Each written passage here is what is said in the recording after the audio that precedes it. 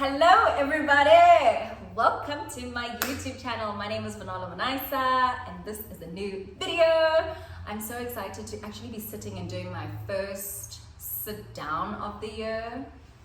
Yeah, you guys know that it's very casual here.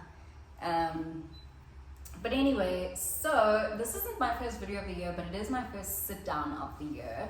And I just thought, let me just reflect on, I obviously don't remember what happened when I was one, but I want to reflect on things that I have learned by the age 25. 25, that's quarter of a century, that is 5 to 30. I'm an actual adult now. I consider myself a real adult because, guys, 25. Oh, I can't believe I'm 25. I am a bit like, how do I feel? I'm fine, I'm okay. I'm not like a stickler for age, so I'm okay. But I was a little bit like, this is not necessarily what I thought would happen with my life by 25. I didn't think I'd be living at home. I thought I'd be married at 25. I thought I would at least have one baby and pregnant with my second. So yeah, so I thought I would currently have Gabo, another baby in the belly, and be married and living in my own home. That's what I thought. I thought I'd be this girl climbing the corporate ladder. No regrets, I gave up the corporate. But that's just, yeah, it's not how I thought it would be. And I thought I would be in what?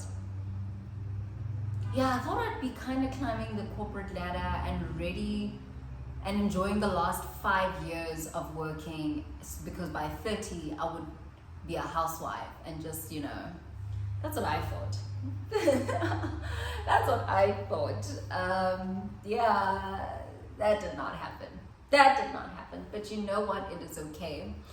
I was telling Homonzo this, and he was like, for a 25-year-old, you've accomplished a lot, and I don't think you give yourself credit for this. So we're speaking about this at dinner, and he's actually right. Like, he pointed out that I have my degree, which is a big deal, that I actually have a job that I love and not just doing because, I need an income. He's also said the mistakes that I've made, like the failures that have taught me lessons. I've learned lessons by the age of 25 that people are still going to learn. So he really opened my mind to it, and it made me feel just a little bit better. I won't lie. It did make me feel, what's this? It's kind of gross.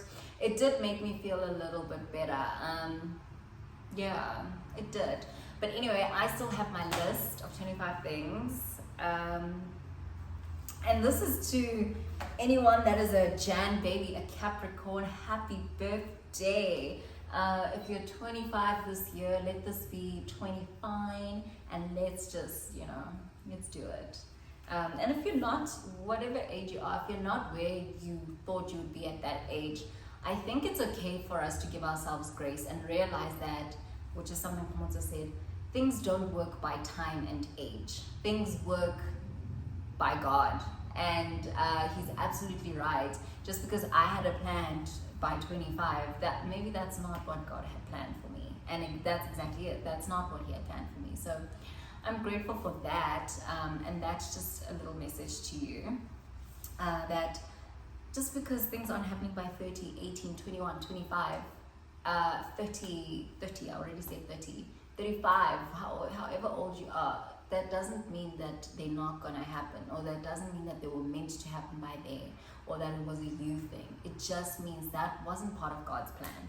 That wasn't part of God's plan. Anyway, let's get right into it. Number one that I learned, you are very capable.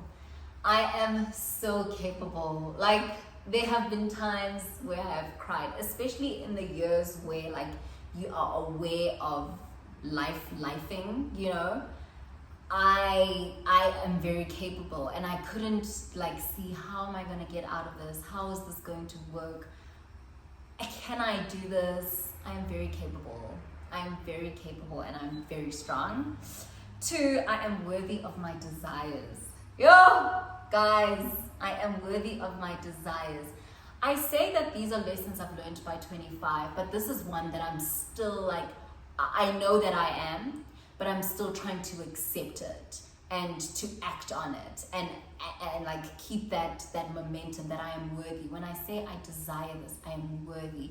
It happens with most things, but sometimes I slip, but I am worthy of my desires, and I know that because I have a beautiful baby, and I desire that so much. I want marriage, I desire that, and I will get it. I want so much for my dad, and like my dad, my mom, my gran, it's just my partner, myself, and you know what? I'm worthy of those desires. Things change, people change, including myself. Things change, people change, and I think we understand that there's change in life, but we don't understand that there is change in life, and including that, people change. People change all the time, and sometimes we're so quick to say, no, I didn't change, I'm growing. No, sometimes you just changed, and that is okay. Even if you change without growth, that's fine. Not the best, but that's fine. Things change, people change, and all you have to do is adapt. This was a very hard one for me, especially during pregnancy, and especially because the people that were changing and the things that were changing were people that I care about so much. So it was a shock to the system. Change is just a shock to the system. And sometimes the change is not the way you thought it was going to be. So things change, people change. And that change is not always good, but that change is also not always bad. So something to remember. Number 4, sometimes you have to rewrite the script and it's okay. Yo. Guys, sometimes you have to rewrite the script and it is okay. I don't know how many times I've rewritten the script. I thought that, again, like going back to my desires, I've had to rewrite the script of my career. I've had to rewrite the script of my relationship. I've had to rewrite the script of my life. Constantly, and things in my life, I'm constantly having to rewrite them, and it is not always the way that I thought it would be, but you know what, it's fine. Sometimes you just have to rewrite the script. I was that girl. I would never be with a guy for more than, I think I used to say 5 years, blah, blah, blah. Literally in 2 months we're going on year 6, and though I'm still like, I'm not gonna do a whole 10 years thing or whatever, knowing our current situation, like I get why we had to rewrite the script. I'm not completely like, I'm not silly. I understand life and reality.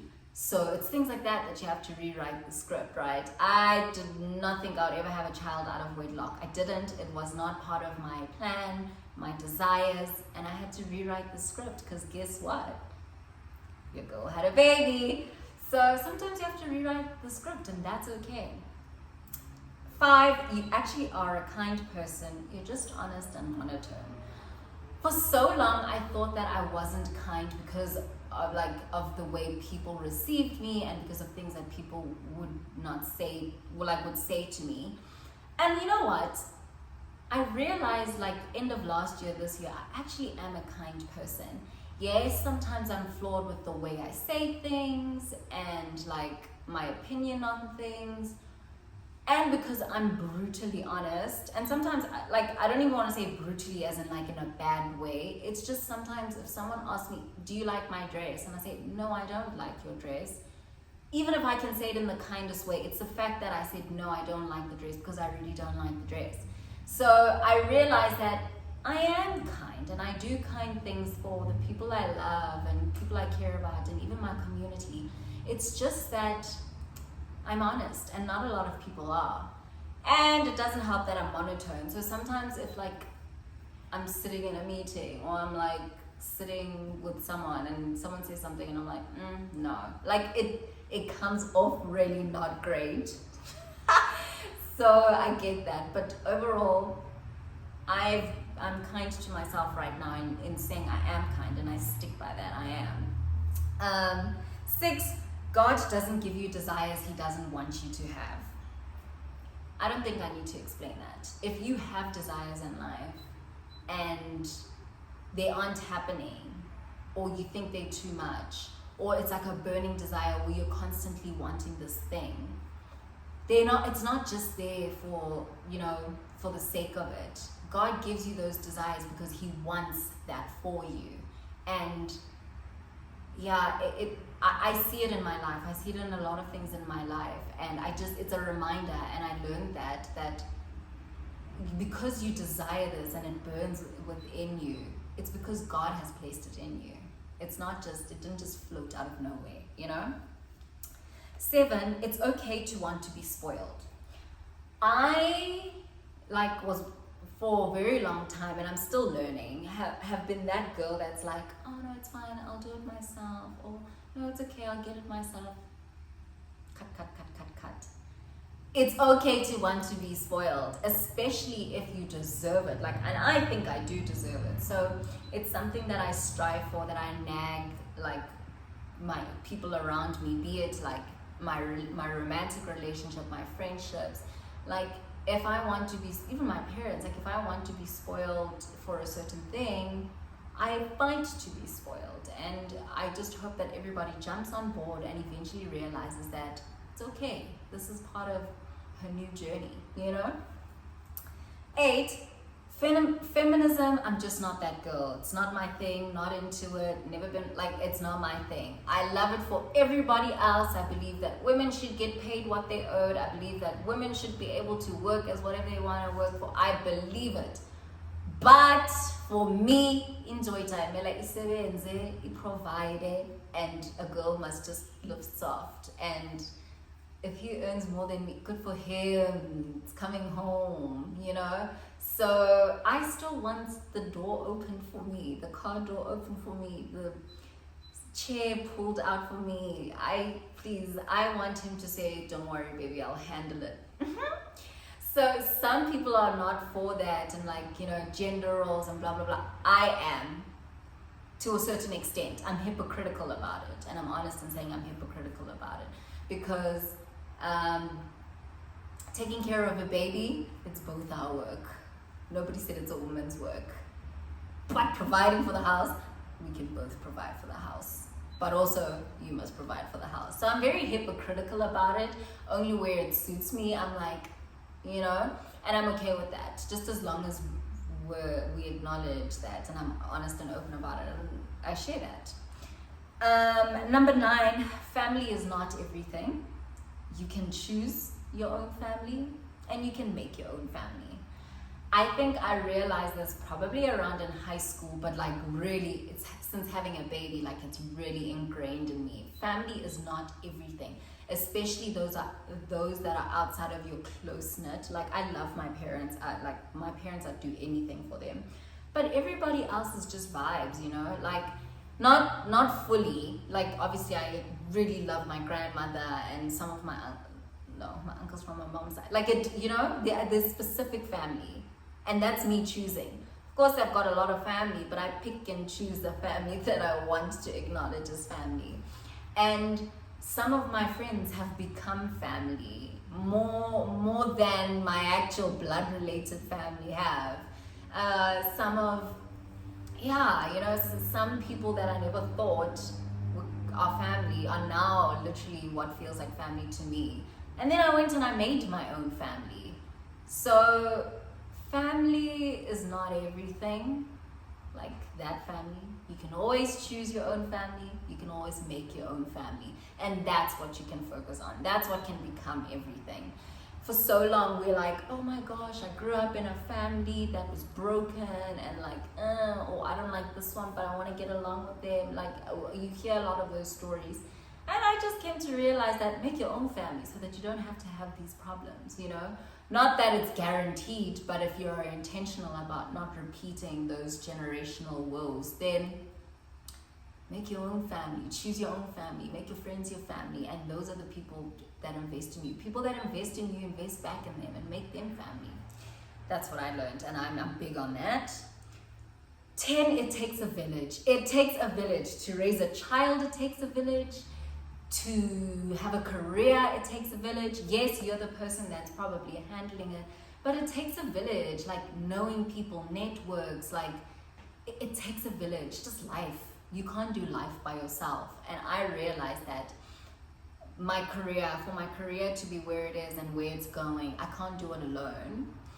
Me being a mom, I can't do it alone. I really can't. Well, I can. I actually can. I would be fabulous at it. I am fabulous at it. It's just that I don't want to do it alone, and you shouldn't do it alone, and it won't be at its optimum when you do it alone. I need Gabo's father. I need my father and my mom and all of her grandparents. And I need her nanny. Gosh, I need her nanny. It takes a village, guys. And that applies to a lot of things in life. I remember when I was so sad and just going through a very sad thing, the people that I could lean on. Without them, I don't know. It really takes a village. Number 11, tell unto God, He will sort it out. Guys, I struggle with this sometimes because sometimes I'm just but surely God is going to take His own time. And every time I don't just tell on and wait for God to deal with it, it bites me in the ass. Tell unto God, even in my relationship, Komoto will do something. And I will tell unto God 100 times over, even if it's for 2 weeks straight, until God does something. And I'm just that was God. I would have dealt with it myself, but that was God. Or something will happen in life where I'm just I cannot believe this. I cannot believe this is happening to my life right now. And then I'll tell unto God, and I'm Lord, take the wheel, help me. Tell unto God. And that's not just when things go wrong, even when things are right. Speak to God and let Him know. Chat to Him like He's your friend. Chomi, today I'm filming a YouTube video. Give me the strength to edit it right after this and put it out by next week. Tell unto God, even on yourself. Chomi, I didn't do this. I'm procrastinating these days. I don't want to go to the gym. Please, tell unto God. He's your mate, Number 12, there's always a reason. Doesn't matter what happened, where, doesn't matter who, how, there's always a reason for things happening. There's always a reason for things not happening. There is always a reason. I realized in my life when I didn't get what I wanted, there was a reason why I didn't get it. Even when things don't happen when and how I expected, there's always a reason. It's not always the best reason. It doesn't always make sense, but there's a reason, is my point. Number 13, to look at my part in things going wrong, take accountability. We're so good at looking at, but I did this, and this for you. I know I always do this. When things hit the fan, when shit hits the fan, what did you do? So I actually learned this last year. A friend of mine, I was telling her about problems that were happening in my relationship, and she said, okay, but what's your part in it? And I had to sit down and think and be okay, this, and this, and this. It doesn't mean that it is my fault that it happened, even though the person does things or says things or whatever. It doesn't mean that it is my fault that it happened. It just means I had a part to play in it too. And I need to take accountability for that. Because if I didn't do that, what could have possibly happened? Or if I did do that, what could have changed, So take accountability. What is your role in the problem? And I'm not struggling with that, actually. Let me not lie. I'm not struggling with that. It's just, it's crazy when you start to take responsibility, then you get to see the type of person you are and where your flaws are. Acknowledging my flaws is so hard, but I do it. And that's what it's taught me. 14, consistency is the only thing that leads to success. Literally, consistency. Be it in career, be it in being a mom, be it in anything. Consistency is the only thing that leads to success. And success is not I'm rich. No, success in something, success. I have put down Gabo happy and healthy and calm today. So consistency is the only thing. I even learned it when I was sleep training, that I had to be consistent, you know. And that is the thing that led to the success of having a fully sleep trained baby who sleeps through the night. And I can't fault the fact that consistency, the only thing that leads to success. And someone called me out on it, like, if I were consistent with my YouTube, it would do this, this, and this, and this. And when I see it in other small things that I've done, it's true. Like, I'm not going to be at the body goals that I want unless I'm consistent with going to the gym. I kill it when it comes to the eating. I'm very consistent because it's not part of my lifestyle. But everything else, you know. So consistency is the only thing that leads to success. Number 15, my expectations are valid and worthy. Someone once told me that my expectations are too high, and I was just like, I thought that was a bit of a dig. But now I've come to realize that my expectations are valid and I am worthy of my expectations. It goes back to God giving us desires. I wouldn't have the expectations that I have just for the fun of it. They come from somewhere, and I am worthy of them for certain reasons. You know, it goes back again to the desires. My expectations are valid, and I am worthy of them, and I'm sticking to it. I genuinely enjoy adult time like a lot. It's the cure of all. This was a bit tricky. I don't know if I want to like jot this down, but I'm so honest about this. Adult time, like, I love Ipara Eseso. Like, it's my thing. Like, okay, no, I don't want to say it's my thing. That sounds weird. I really enjoy it. And I'm open and talking about it, obviously within healthy boundaries. Yeah, but I really enjoy it, and I think it's something that I wish upon everyone. And I wrote this down because I realized some of my mom friends, I've been speaking to them, and I've been very honest with them about this, and like them speaking to people, to their partners about it, and them working on it for themselves. And I also speak to my gynae about this. It's such an important thing because as women, we deserve to enjoy it and be honest about it, not crass or belligerent. Like, you don't need to be vulgar about it, but to be open and honest. I even have friends who just don't like talking about it, and it's so cringe for them. And I'm just like, I wish you understood what it means to just be honest with yourself, your body, and your partner. I do not promote promiscuity, and like, no, I do not at all. That is SIF. I promote proper sexual health and knowing yourself, your limits, your what you enjoy, and doing it with the right person. And preferably, as hypocritical as this sounds, preferably doing it within marriage.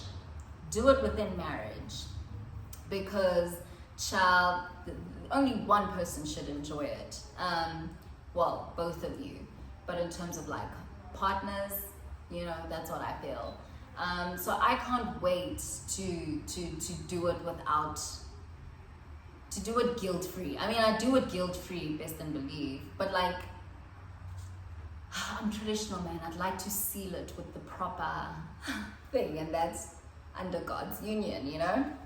Anyway, 17, reaffirmed. This is reaffirmed.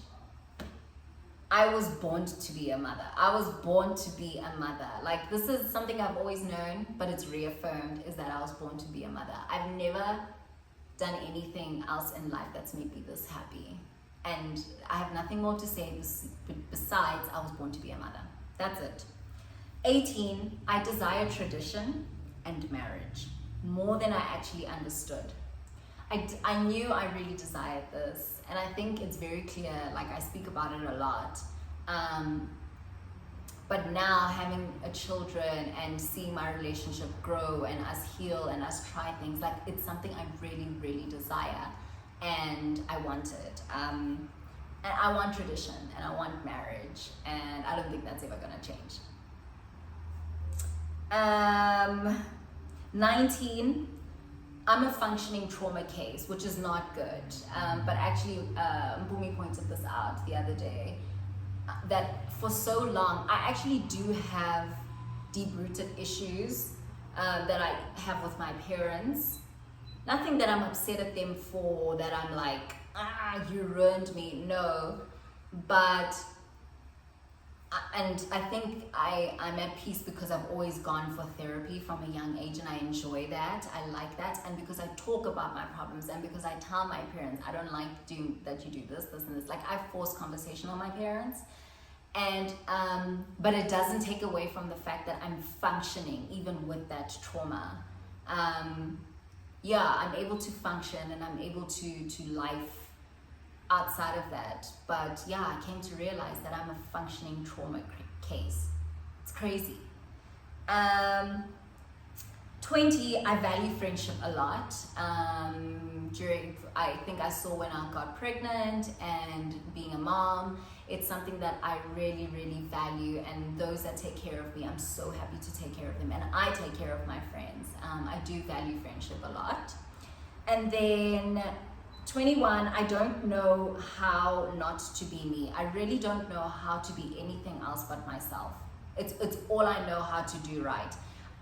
Sometimes I want to try and like be this girl that does a full face, or be this girl that like goes partying all the time. Like, I just don't know how not to be me. It's all I know. I try to be this girl with pop of color, and it works for a certain time, and it doesn't mean that it's not me. It's just me experimenting, but I always go back home, and that's just me being me, and I love being me. I just prefer it. It's easier. It's just, I like to be honest and transparent, and you never get caught doing something weird because you're just yourself. It's the best person to be, is yourself. And then number 22, healing takes time. Gosh, I'm still healing. Like, I'm still healing. Healing genuinely does take time, especially the heart, the soul, the mind, and the heart, the soul, the mind, and like emotionally. It takes time. And sometimes I'll burst into tears over something that happened months ago, and I need to realize that it's okay. Something reminded you of it. It's okay. It takes time, it does take time. 23, I always want the truth, always. I don't care how bad the truth is. I don't care. I always want the truth. Just give me the truth. I'll deal with the feelings, but I want the truth. If you saw something that you feel like I should know, if something was said about me that you feel like I should know, like, I want the truth, even if it's going to break my heart, even if it's going to make me feel like not happy, sad, whatever. I want the truth, and I don't really care who you are. I don't care if you're a friend, if you're an acquaintance, if you're a follower. Like, obviously don't be nasty. Some people I know, they're always out there to be nasty. I just want the truth, and I will go and explore every avenue to find out all versions of the truth. I want the truth. I've always known this about myself, and I realized this last year when I found out some very hard truths. I would rather know than not know, So I really want the truth. 24, I'm still figuring me out. As much as I know how to be me, and that's the only person I know how to be, I'm still figuring out me. Sometimes I know who I am, sometimes I don't. And it's fun. I just think it's a part of life, and it's just the journey itself that you're constantly figuring out who you are, especially when you go through dips and dives in life. And like, I had to figure out who I was as a mom, as a girlfriend, as a daughter, as a sister, as a friend, and it's like this, And 25, which is the final one, is to enjoy the journey. You don't know how long the journey is going to be. You don't know what the end is going to be, if it's going to be a good ending, a bad ending. So rather enjoy the journey. Whether the journey is not great or great, try and enjoy it. Find silver linings in everything, so that by the time you get to the end, you at least have good memories. Because I feel like that's where the memories are, in the journey. Like, I remember pregnancy. I use pregnancy as an example because a lot, like the first 3 months of being a mom were beautiful, but a beautiful mess, and they were so traumatic.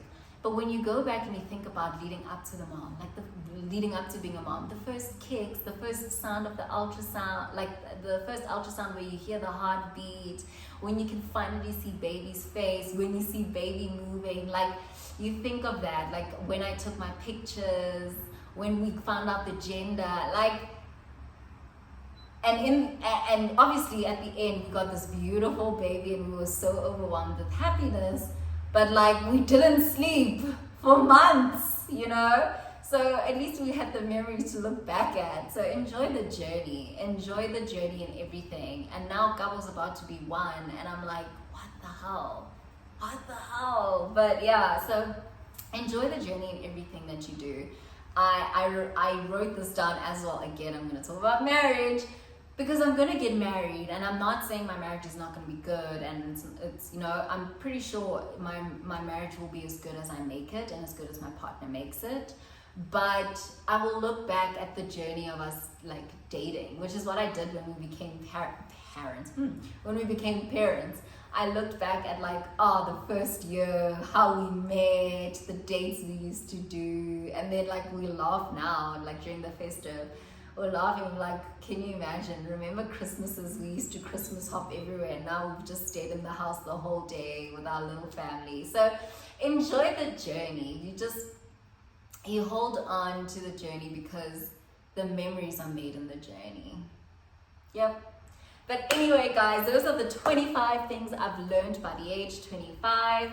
I hope you took a little nugget out of there, and I hope that you realize that age is but just a number. And guys, life is actually nice. Life is as good as you make it, and I'm so proud of myself for what I've become and who I've become and what I'm yet to become and I'm becoming. But what I've truly accomplished for self at 25, I'm not a millionaire. I'm like, it's not about the material things, it's not about the money, but just like, I've become such